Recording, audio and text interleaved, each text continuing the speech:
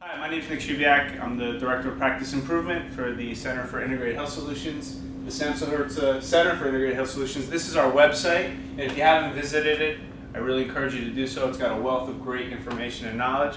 And I'd like to introduce my friend Aaron Surma.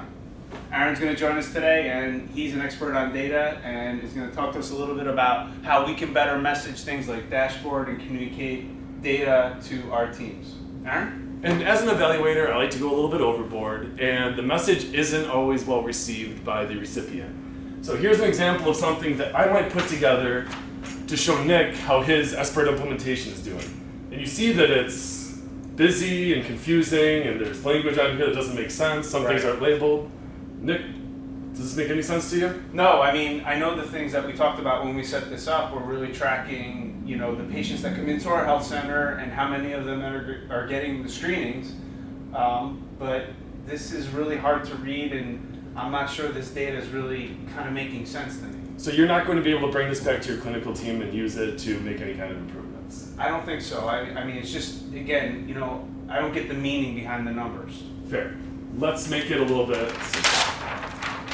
So let's take one very simple measure that you all understand, that you all think is important, and that you all know is reliable. Okay. And let's say that your very first goal is to screen everyone. And you can make it as simple as a little thermometer that you fill up as you get closer to your goal, just like the United Way does when they do a funding drive. Oh, okay. So let's say throughout the month, you have your team meetings, you say, great, so far we've screened 20% of the people we want to. Next week, cool, we've gotten up to 40.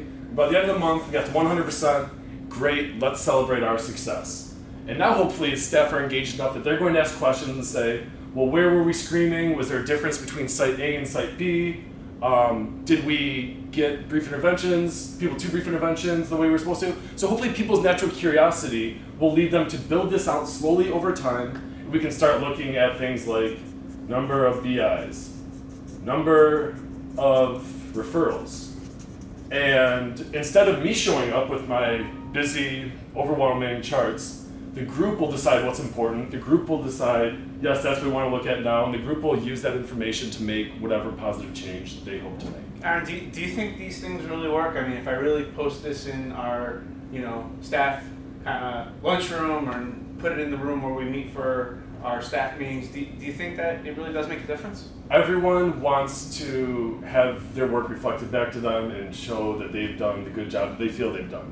And if you prepare this information correctly, that's exactly what you're going to reflect to them. That you will have numerical representation of the good work that your staff knows that they're doing. How do you think some of the staff are going to feel, when we roll out data like this, but we look at individual providers and their performance? Do you post that in front of everybody and kind of let everybody know, hey, provider 1 may be doing a little bit better than provider 2, that sort of thing? Well, you hope to make it non-judgmental. Okay. Provider 1 is doing it differently, and there's a variety of reasons for that. They might have a different population they're working with. They might have different training. They might have more experience. Okay. They might have different tips and tricks that they use. So you can break it out by clinician, by case manager, by therapist, and use that as an opportunity for folks to learn.